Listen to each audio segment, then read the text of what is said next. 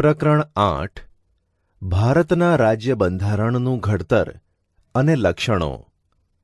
બંધારણ એટલે કે સંવિધાનનો અર્થ. કોઈપણ દેશનું શાસન ચલાવવા માટે ઘડવામાં આવેલા નિયમોના વ્યવસ્થિત સંગ્રહને દેશનું બંધારણ કહેવામાં આવે છે. મહત્વ.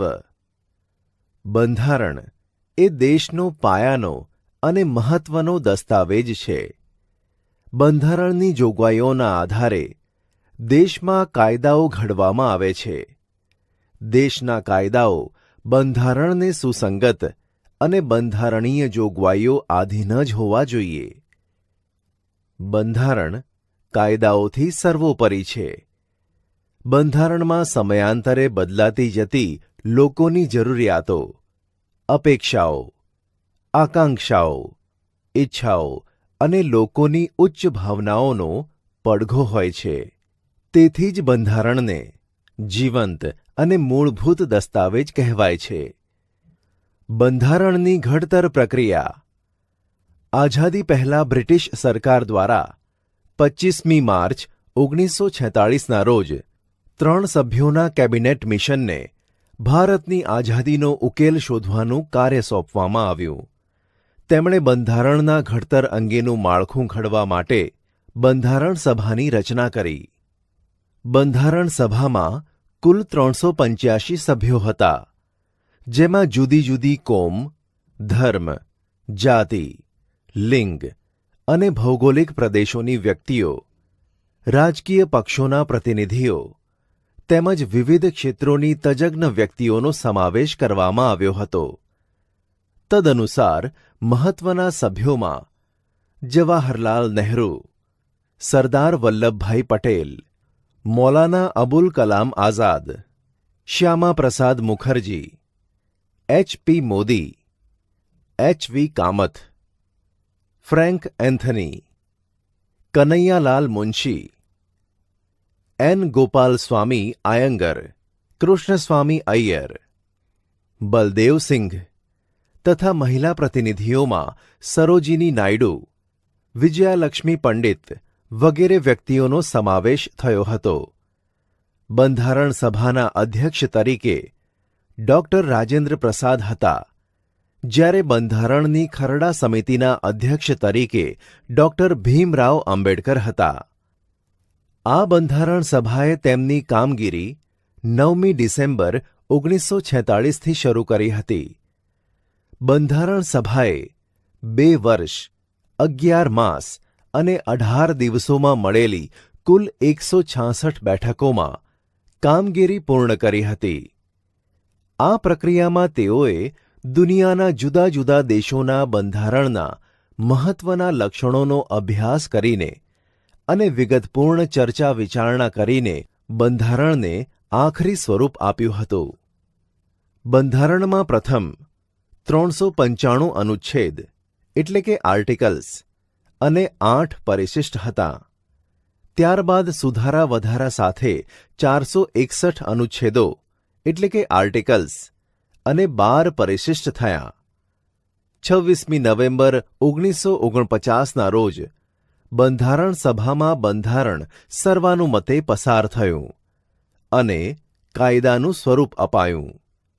26મી જાન્યુઆરી 1950થી ભારતમાં બંધારણ અમલમાં આવ્યું અને ભારત પ્રજાસત્તાક રાષ્ટ્ર ઘોષિત થયું. તેથી આપણે 26મી જાન્યુઆરીને પ્રજાસત્તાક દિન તરીકે શાનદાર રીતે ઉજવીએ છીએ. બંધારણ સભામાં રાષ્ટ્રચિહ્ન તરીકે 4 સિંહોની મુખાકૃતિને અને રાષ્ટ્રસૂત્ર તરીકે સત્યમેવ જયતે ઘોષિત કરવામાં આવ્યા છે. આપણા બંધારણમાં લોકોના મૂળભૂત હકો, ફરજો, રાજનીતિના માર્ગદર્શક સિદ્ધાંતો, સરકારના અંગો અને કાર્યો તથા વહીવટી કેટલીક સૂચનાઓ, ન્યાયતંત્રની વ્યવસ્થા જેવી અનેક મહત્વની બાબતોનો સમાવેશ થયો છે. આથી ભારતનું બંધારણ વિશ્વમાં સૌથી મોટું, વિસ્તૃત અને વિશદ લેખિત દસ્તાવેજ ગણાય છે. વિદ્યાર્થી મિત્રો, હવે આપણે આમુખ વિશે જાણીએ. આમુખ શું છે?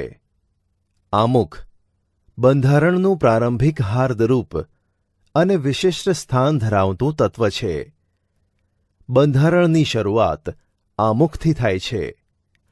આમુખમાં દર્શાવેલા શબ્દો પરથી આમુખ બંધારણનો આત્મા હોવાની પ્રતીતિ થાય છે. આમુખમાં દર્શાવેલા શબ્દો આ મુજબ છે. ભારતનું સંવિધાન.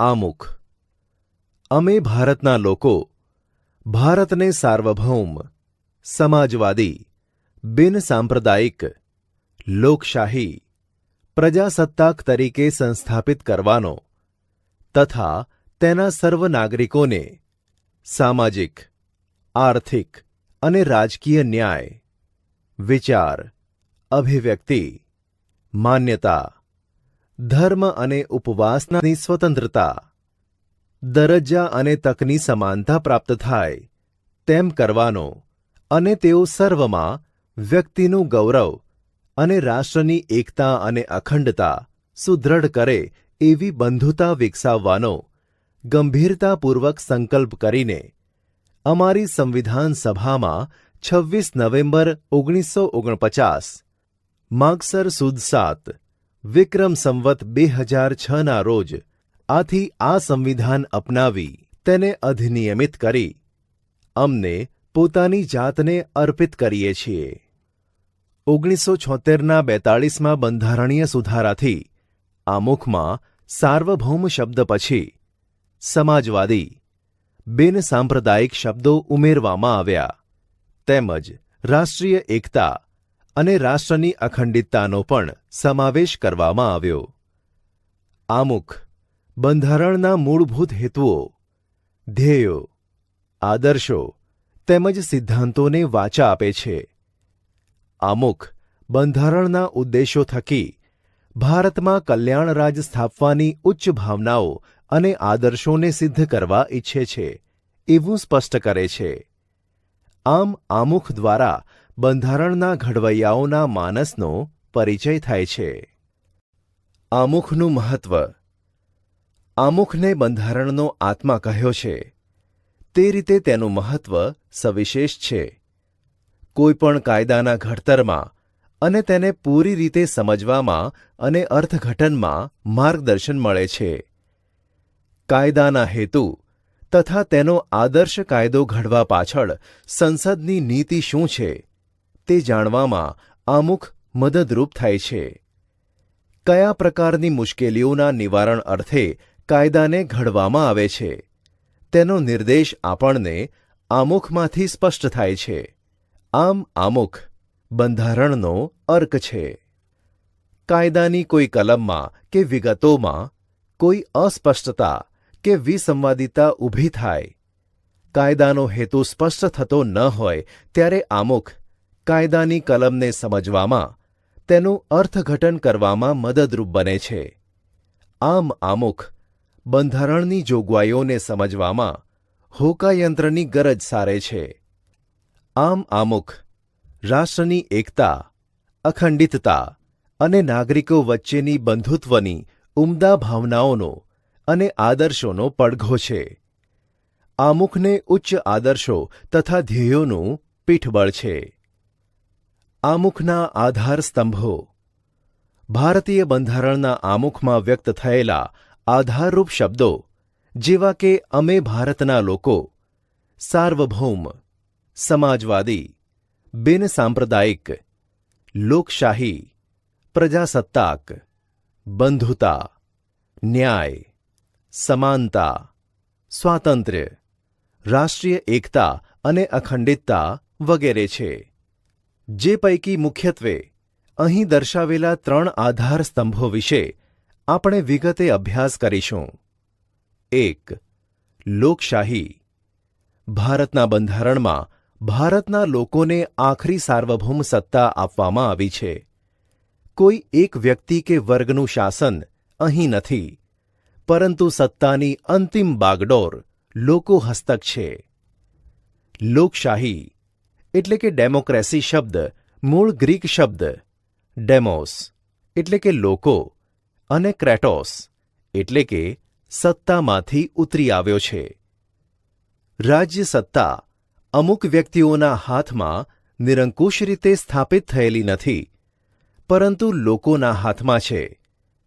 લોકશાહી એવી રાજ્ય વ્યવસ્થા છે કે જેમાં દેશમાં લોકો સામાજિક, આર્થિક અને રાજકીય ન્યાય મેળવી શકતા હોય અને રાજ્ય સત્તામાં ભાગ લેવાનો અધિકાર ધરાવતા હોય.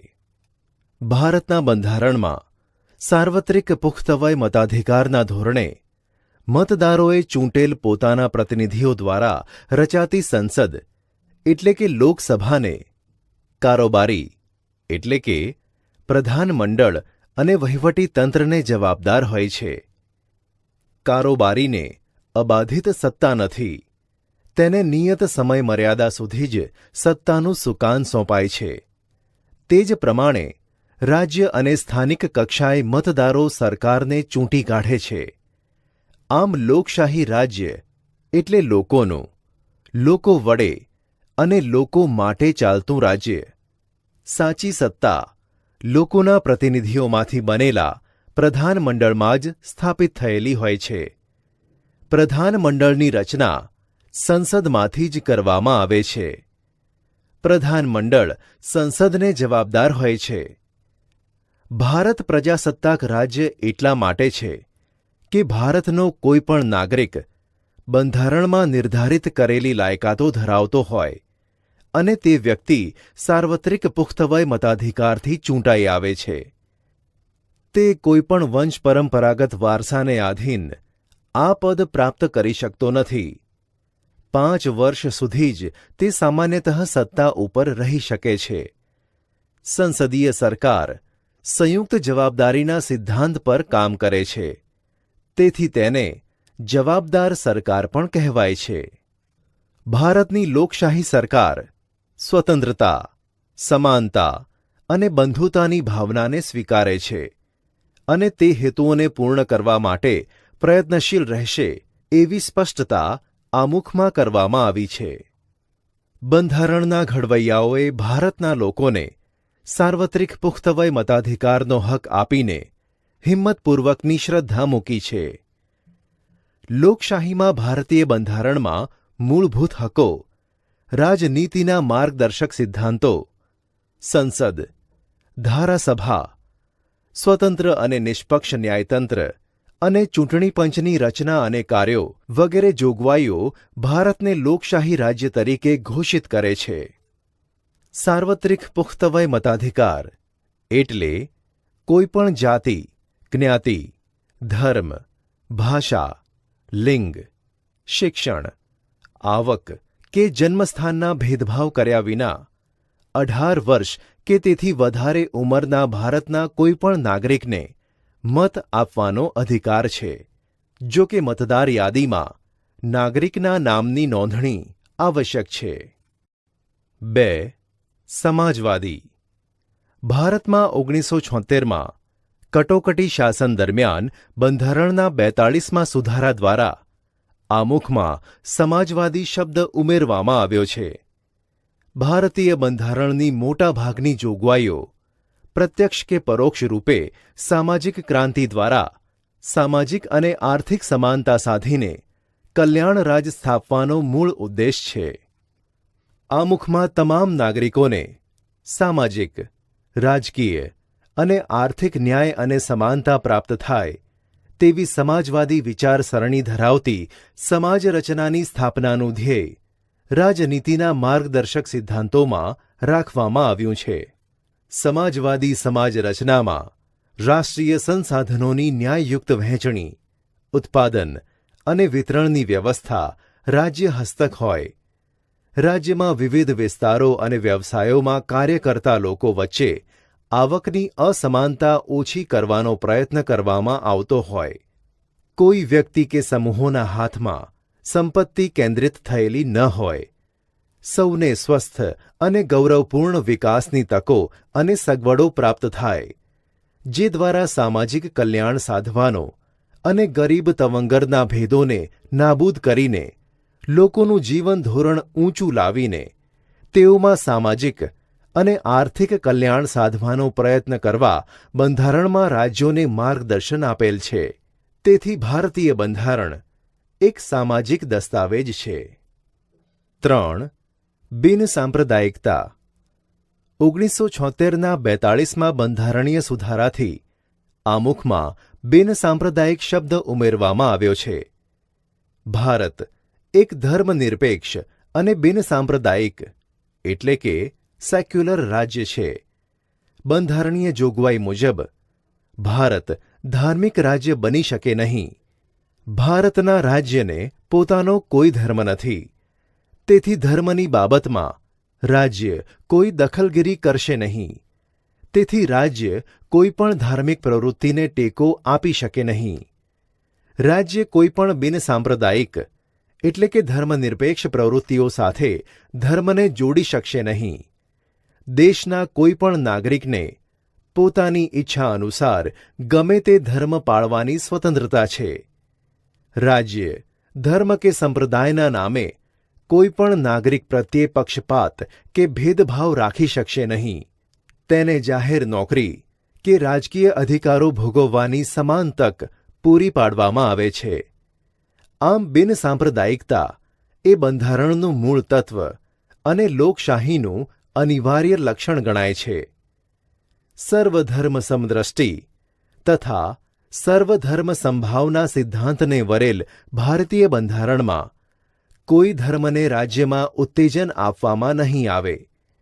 વ્યક્તિને પોતાની ધાર્મિક માન્યતા, આસ્થા, શ્રદ્ધા રાખવા સાથે તેના પ્રચાર પ્રસાર કરવાના નાગરિકના અધિકારને રાજ્યનો કોઈ પ્રતિબંધ કે અવરોધ નથી. બંધારણના મૂળભૂત લક્ષણો. 26મી જાન્યુઆરી 1950થી અમલમાં આવેલ વિશ્વના સૌથી મોટા, વિસ્તૃત અને વિગતપૂર્ણ ભારતના લેખિત બંધારણના કેટલાક વિશિષ્ટ અને મૂળભૂત લક્ષણો આ મુજબ છે. 1. લેખિત દસ્તાવેજ. બ્રિટન અને ઇઝરાયેલના અપવાદ સિવાય ભારત સહિત દુનિયાના બધા જ લોકશાહી દેશોના બંધારણ લિખિત સ્વરૂપે છે.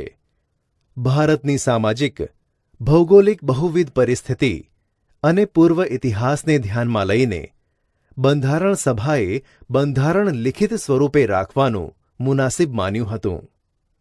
2. બંધારણનું કદ.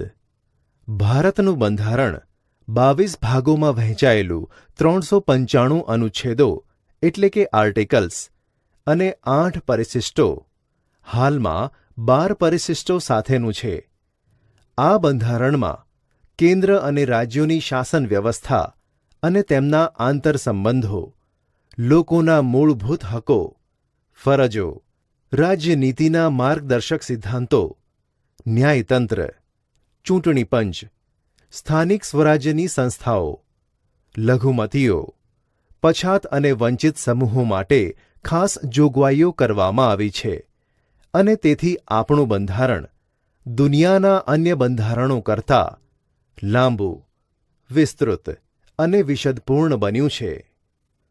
3. એક જ નાગરિકત્વ. અમેરિકા જેવા દેશમાં દરેક વ્યક્તિ બેવડું નાગરિકત્વ ધરાવે છે. એટલે કે એક યુનાઇટેડ સ્ટેટ્સ ઓફ અમેરિકાનું અને બીજું તે પોતે જે રાજ્યમાં વસવાટ કરતી હોય તે રાજ્યનું નાગરિકત્વ ધરાવે છે. જ્યારે ભારતના ગમે તે રાજ્યમાં આપણે રહેતા હોઈએ, પરંતુ આપણે એક જ નાગરિકત્વ એટલે કે ભારતીય જ નાગરિકત્વ ધરાવીએ છીએ. આપણે ત્યાં રાજ્યની અલગ નાગરિકતા જેવું કાંઈ નથી. ભારતમાં માત્ર જમ્મુ અને કાશ્મીરના નાગરિકો જ બેવડું નાગરિકત્વ ધરાવે છે. એક ભારતનું અને બીજું જમ્મુ કાશ્મીર રાજ્યનું. 4. મજબૂત કેન્દ્રવાળું સમવાયતંત્ર. ભારતના બંધારણમાં ક્યાંય સમવાય એટલે કે ફેડરલ શબ્દનો ઉપયોગ થતો નથી. બંધારણ ભારતને રાજ્યોનો સંઘ એટલે કે યુનિયન ઓફ સ્ટેટ્સ તરીકે જ વર્ણવે છે.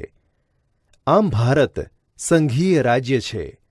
સંઘ શબ્દ દ્વારા ભારતમાં સંઘ એટલે કે કેન્દ્ર અને એકમ રાજ્યો વચ્ચે ક્યારેય પણ બદલી શકાય નહીં તેવા કાયમી સંબંધોની લેખિત સ્વરૂપે બંધારણમાં સ્પષ્ટતા કરવામાં આવી છે.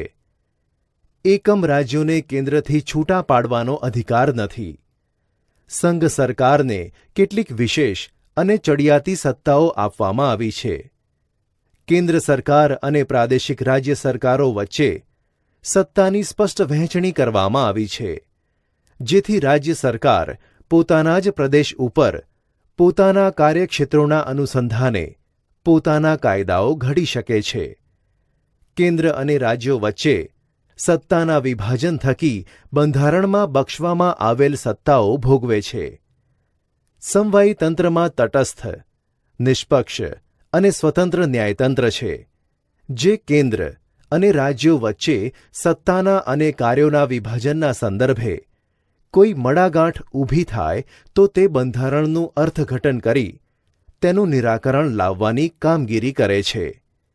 ભારતમાં કેન્દ્ર અને રાજ્યો વચ્ચે સત્તાનું સ્પષ્ટ અને વિશદ વિભાજન કરવામાં આવ્યું છે, જે માટે 3 યાદીઓ બંધારણમાં મૂકવામાં આવી છે. 1. કેન્દ્ર એટલે કે સંઘ યાદી.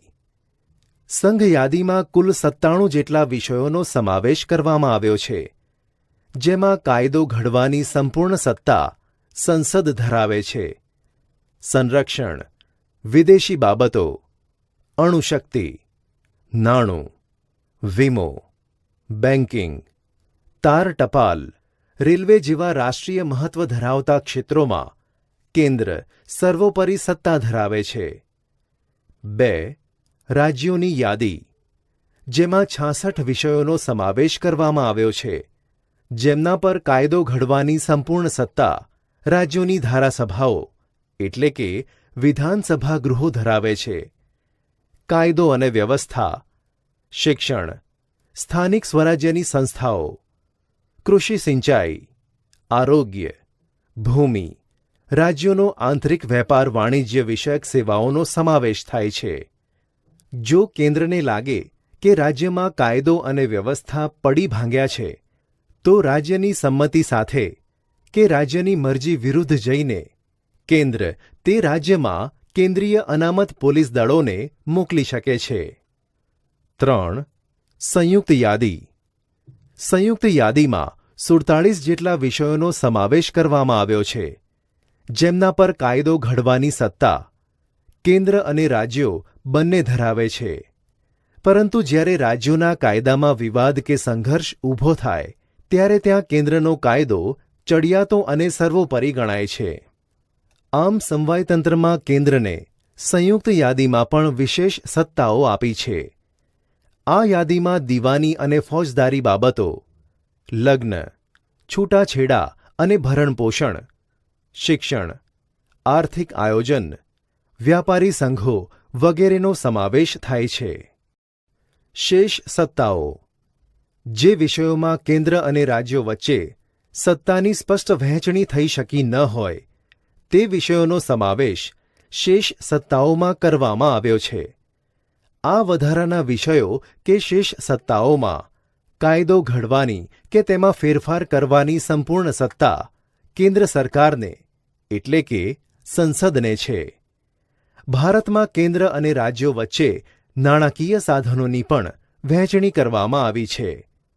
આવકારી જકાત, આયાત નિકાસ જકાત, આવકવેરા વગેરે વધુ આવકો આપતા કરવેરા કેન્દ્રને ફાળવવામાં આવ્યા છે. જ્યારે વેચાણ વેરો, મનોરંજન વેરો, મહેસૂલ, શિક્ષણ વેરો જેવી ઓછી આવકો ધરાવતા સાધનો રાજ્યોને ફાળવવામાં આવ્યા છે. તેથી રાજ્યોએ કેન્દ્ર પાસે ગ્રાન્ટ સ્વરૂપે આર્થિક સહાયનો આધાર રાખવો પડે છે. 5. કટોકટી વેળા એકતંત્રી વ્યવસ્થા. ભારતના બંધારણમાં 3 પ્રકારની કટોકટીની જોગવાઈઓ કરવામાં આવી છે. 1. યુદ્ધ, બાહ્ય આક્રમણ કે સશસ્ત્ર બળવો જેવા સંજોગોમાં રાષ્ટ્રીય સલામતી જોખમાય એવી પરિસ્થિતિમાં દેશમાં સલામતી વિષયક કટોકટી જાહેર કરી શકાય છે. 2. રાજ્યમાં કાયદો અને વ્યવસ્થાની પરિસ્થિતિ પડી ભાંગી હોય અથવા બંધારણીય જોગવાઈઓ અનુસાર રાજ્યની સરકાર ચાલી શકે એમ ન હોય ત્યારે કેન્દ્ર સરકાર બંધારણીય કટોકટી જાહેર કરી શકે છે અને રાષ્ટ્રપતિ શાસન રાજ્યમાં લાગુ પડે છે. 3. સતત ભાવ વધારાને કારણે નાણાંના મૂલ્યમાં ઝડપી ધોવાણ થતું હોય ત્યારે નાણાકીય કટોકટી જાહેર કરી શકાય. આમ કટોકટીની આ ત્રણેય જોગવાઈઓ હેઠળ આપણું સમવાયતંત્ર એકંદરે એકતંત્રી વ્યવસ્થામાં ફેરવાઈ જાય છે. તેટલા સમયગાળા પૂરતું સમવાયતંત્ર સ્થગિત થઈ જાય છે. 6. દ્વિગૃહી પ્રથા લોકો દ્વારા ચૂંટાયેલા પ્રતિનિધિઓમાંથી બનેલી લોકસભા છે. લોકશાહીમાં લોકસભામાં જ સાચી સત્તા સ્થાપિત થયેલી છે. સંસદના 2 ગૃહો છે. ઉપલું ગૃહ રાજ્યસભા અને નીચલું ગૃહ લોકસભા છે. પ્રધાનમંડળની રચના સંસદ સભ્યોમાંથી કરવામાં આવે છે. પ્રધાનમંડળ સંસદને જવાબદાર છે. પ્રધાનમંડળ લોકસભાનો વિશ્વાસ ધરાવે ત્યાં સુધી જ સત્તા ઉપર રહી શકે છે.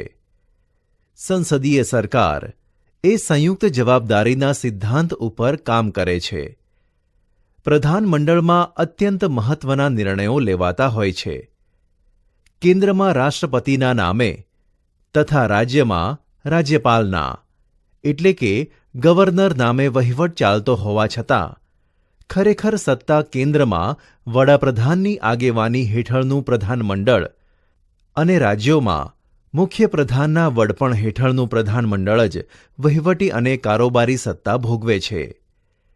રાજ્યનું પ્રધાનમંડળ રાજ્યની વિધાનસભાને જવાબદાર હોય છે. લોકસભા એ કાયમી ગૃહ નથી. તેની મુદત 5 વર્ષની હોય છે. રાજ્યસભામાં સભ્યો રાજ્યોની વિધાનસભામાં ચૂંટાઈને આવેલા ધારાસભ્યો ચૂંટે છે. તેઓ જે તે રાજ્યનું પ્રતિનિધિત્વ કરે છે. રાજ્યસભામાં વિવિધ ક્ષેત્રના નિષ્ણાત અનુભવી એવી 12 વ્યક્તિઓની સભ્ય તરીકેની પસંદગી રાષ્ટ્રપતિ કરે છે. રાજ્યસભા એ કાયમી ગૃહ છે. તેના 1/3 સભ્યો દર 2 વર્ષે નિવૃત્ત થાય છે. તેટલા જ સભ્યો ફરીથી ચૂંટાવાને પાત્ર છે. આમ રાજ્યસભાનો સભ્ય 6 વર્ષ સુધી સભ્યપદ ધરાવે છે. રાજ્યસભાની સત્તા પ્રમાણમાં ઓછી છે, જ્યારે લોકસભાની સત્તાઓ વિશેષ, ચડિયાતી અને નિર્ણાયક છે. રાજ્યસભાનું સંપૂર્ણપણે વિસર્જન થતું નથી. 7. સ્વતંત્ર, નિષ્પક્ષ અને એકીકૃત ન્યાયતંત્ર બંધારણીય જોગવાઈ અનુસાર ભારતમાં સળંગ, સ્વતંત્ર, નિષ્પક્ષ અને એકસૂત્રી ન્યાયતંત્રની સ્થાપના કરવામાં આવી છે, જેની ટોચે સર્વોચ્ચ અદાલત, પછી મધ્યમાં એટલે કે રાજ્ય કક્ષાએ વડી અદાલતો અને નીચે જિલ્લા કક્ષાની અને તાબાની અદાલતો ઉપરાંત વિશેષ અદાલતો હોય છે. સર્વોચ્ચ અદાલતના ચુકાદા ભારતમાં આવેલ તમામ અદાલતો માટે બંધનકર્તા છે. સંઘ સરકાર અને રાજ્ય સરકાર વચ્ચે બંધારણીય બાબતો કે કાયદાના અર્થઘટનો અંગે વિવાદ થાય તો તેના ઉકેલની અંતિમ સત્તા સર્વોચ્ચ અદાલતની છે. ન્યાયતંત્ર કારોબારીથી સ્વતંત્ર છે. બંધારણના રક્ષક અને વાલી તરીકે ન્યાયતંત્ર નાગરિકોના અધિકારોનું રક્ષણ કરે છે. 8. બંધારણમાં સુધારો ભારતીય બંધારણ અન્ય દેશોના બંધારણ કરતાં પરિવર્તનશીલ છે. સમય અને સંજોગોને આધીન બંધારણમાં ફેરફાર કરવાની જરૂર પડતી હોય છે. બંધારણમાં ફેરફારની કલમોને 3 ભાગમાં વહેંચવામાં આવી છે. 1. અમુક જોગવાઈઓમાં સંસદના હાજર અને મત આપતા સભ્યોની સાદી બહુમતીથી સુધારો કરી શકાય છે.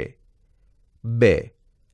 અમુક જોગવાઈઓમાં સંસદના બંને ગૃહોની કુલ સભ્ય સંખ્યાની બહુમતી અને હાજર તેમજ મત આપતા સભ્યોની 2/3 સ્પષ્ટ બહુમતીથી ફેરફાર થઈ શકે છે. 3. બંધારણના અમુક ભાગમાં સુધારો કરવા માટે સંસદના બંને ગૃહોની કુલ સભ્ય સંખ્યાની બહુમતી તેમજ હાજર અને મત આપતા સભ્યોની 2/3 બહુમતી ઉપરાંત અડધા કરતાં વધુ ઘટક રાજ્યોની વિધાનસભા ગૃહોની મંજૂરી જરૂરી છે. કેન્દ્ર અને રાજ્યોના આંતરસંબંધો કે ઉચ્ચ ન્યાયતંત્રના માળખામાં સુધારો કરવાનો હોય ત્યારે કુલ રાજ્યોના ઓછામાં ઓછા અડધા રાજ્યોની સંમતિથી કરી શકાય છે. ન્યાયિક ચુકાદાના આધારે પણ સંસદ દ્વારા બંધારણમાં સુધારો કરવામાં આવે છે. બંધારણના મૂળભૂત માળખામાં ફેરફાર કરી શકાય નહીં. બંધારણની ઘણી બાબતોમાં સંસદની સાદી બહુમતીથી સુધારો કરી શકાતો હોવાથી બંધારણ સુપરિવર્તનશીલ અને લચીલું ગણાય. પરંતુ કેટલીક બાબતોમાં બંધારણમાં સાદી બહુમતીથી સુધારો થઈ શકતો નથી.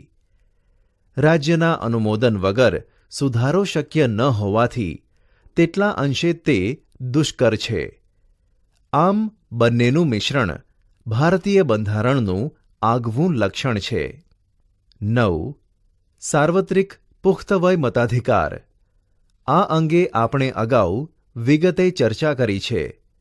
ભારતમાં બંધારણમાં 18 વર્ષની ઉંમરના તમામ નાગરિકોને કોઈપણ જાતના ધર્મ, જાતિ, શિક્ષણ, લિંગ, આવક, કોમ, મિલકત કે જન્મસ્થાન જેવા કોઈપણ જાતના ભેદભાવ મુક્ત રીતે દરેક નાગરિકને સમાન મતાધિકાર આપવો એ ખરેખર પ્રગતિશીલ અને હિંમતભર્યું પગલું છે. મતાધિકારને કારણે લોકશાહીમાં પ્રત્યેક નાગરિકને ચૂંટણી સમયે પોતાની પસંદગીના ઉમેદવારને મત આપીને ચૂંટવાનો અધિકાર મળે છે. ચૂંટણીમાં યુવા મતદારોની ઉત્તરોત્તર વધતી સંખ્યા, સજાગતા, ઉમળકો, મતદાન જાગૃતિના કારણે મતદાનનું વધેલું પ્રમાણ. આમ રાજકીય ક્ષેત્રે યુવાઓની સક્રિયતા એ લોકશાહીની પરિપક્વતા અને સફળતાની નિશાની છે. 10. ધર્મનિરપેક્ષતા એટલે કે બિનસાંપ્રદાયિકતા. આ અંગે પણ અગાઉ આપણે આમુખમાં અભ્યાસ કર્યો છે. ભારતીય બંધારણમાં સર્વધર્મ તરફ સમાન દ્રષ્ટિ અને સમાન આદરભાવનો સ્વીકાર થયો છે. રાજ્ય દ્વારા કોઈપણ ધર્મને ઉત્તેજન કે ટેકો નહીં. રાજ્યને પોતાનો કોઈ ધર્મ કે સંપ્રદાય નથી. રાજ્ય તટસ્થ છે. ભારતીય બંધારણ કોમી પક્ષપાત કે ધાર્મિક બાબતોથી પર છે. રાજ્ય કોઈપણ નાગરિક પ્રત્યે ધર્મના આધારે ભેદભાવ રાખતું નથી.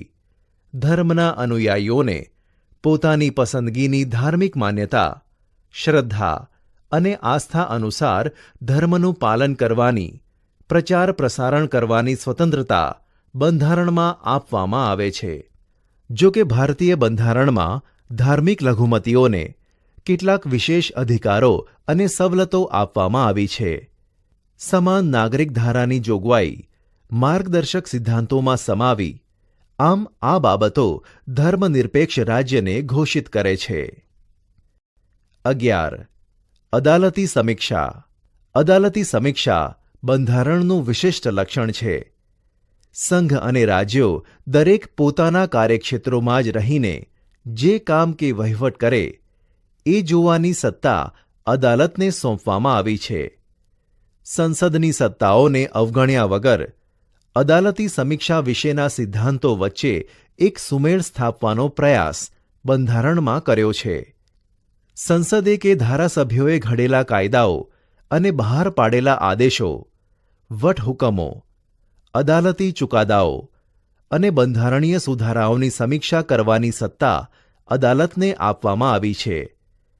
અદાલતને જો એમ ખાતરી થાય કે ઘડવામાં આવેલ કાયદાઓ, સુધારાઓ કે બહાર પાડેલા હુકમો બંધારણની મૂળ જોગવાઈઓ સાથે સુસંગત નથી, તો તેને અદાલત ગેરબંધારણીય ઠેરવીને રદબાતલ જાહેર કરી શકે છે. 12. મૂળભૂત હકો અને ફરજો. ભારતના લોકો એક સ્વતંત્ર રાષ્ટ્રના નાગરિક તરીકે ગૌરવપૂર્ણ જીવન જીવી શકે તે માટે બંધારણમાં મૂળભૂત હક્કો આપવામાં આવ્યા છે. સર્વાંગી વિકાસની સાથે રાષ્ટ્રના વિકાસ માટે જરૂરી સ્વતંત્રતાની ખાતરી સાથે હકો અને ફરજો એ લોકશાહી સમાજની મહામૂલી મૂડી છે. બંધારણીય ઇલાજોનો હક તથા 6 થી 14 વર્ષ સુધીના બાળકોને ફરજિયાત શિક્ષણનો હક પણ બંધારણમાં સમાવ્યો છે. 13. રાજ્યનીતિના માર્ગદર્શક સિદ્ધાંતો. લોકોના રક્ષણ, સલામતીની સાથે કલ્યાણ સાધવાનો પ્રયાસ રાજ્યે કરવાનો છે. રાજ્યોને નીતિ ઘડતરમાં અને રાજ્ય શાસનમાં રાજ્યનીતિના માર્ગદર્શક સિદ્ધાંતો માર્ગદર્શન આપે છે. તેથી પણ તે સિદ્ધાંતો માર્ગદર્શક સિદ્ધાંતો કહેવાય છે. 14. પછાત વર્ગો અને આદિજાતિઓ માટેની જોગવાઈઓ. સમાજના પછાત વર્ગો કે પછાત જાતિઓ કે વંચિત સમુદાયોના ઉત્કર્ષ અને તેઓને સામાન્ય પ્રવાહમાં ભેળવવા માટે સક્ષમ બનાવવા માટે ભારતના બંધારણમાં વિશેષ જોગવાઈઓ કરવામાં આવી છે. ધારાગૃહોમાં, સ્થાનિક સ્વરાજ્યની ચૂંટણીઓમાં રાજકીય પ્રતિનિધિત્વ પૂરું પાડે તે માટે અનામત બેઠકો ફાળવવામાં આવી છે. સરકારી નોકરીમાં અને શિક્ષણ સંસ્થાઓમાં પ્રવેશ માટે અનામત ક્વોટાની બેઠકો તેઓની વસ્તીના પ્રમાણમાં ફાળવીને સમાન તક આપી છે. પછાત જાતિના બાળકોને શિક્ષણ માટે શિષ્યવૃત્તિઓ, સવલતો, ફી માફીની સગવડોનો લાભ, હકારાત્મક ભેદભાવનો કે રક્ષણાત્મક ભેદભાવની નીતિનો ખાસ પ્રબંધ બંધારણમાં કરવામાં આવ્યો છે.